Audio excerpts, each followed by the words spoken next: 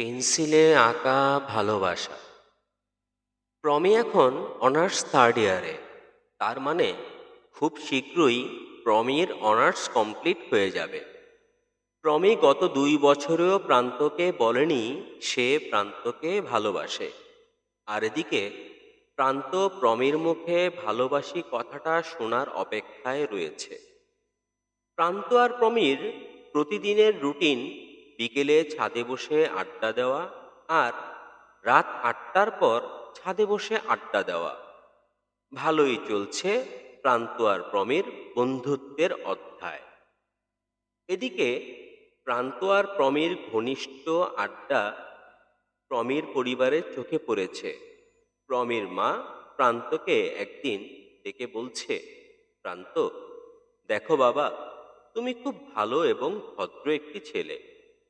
আমি আশা করব তুমি আর প্রমি দুজনেই তোমাদের মধ্যে একটা দূরত্ব তৈরি করবে। আর যদি তা না করো আমি তোমার মায়ের কাছে বিচার দিব। প্রান্ত: দূরত্ব বলতে কি বোঝাতে চাইছেন আন্টি? আপনি এত তালবাহানা না করে স্পষ্টভাবে বলে দেন না যে তুমি প্রমির সাথে সম্পর্ক শেষ করে দাও। আর আপনি অনেক নেগেটিভ মাইন্ডের একটা মানুষ।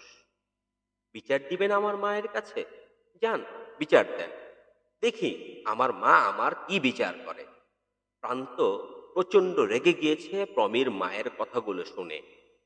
পরবর্তী এবার কি হবে প্রান্তের সাথে প্রমির, বলছি পারতম খণ্ডে ইনশাআল্লাহ।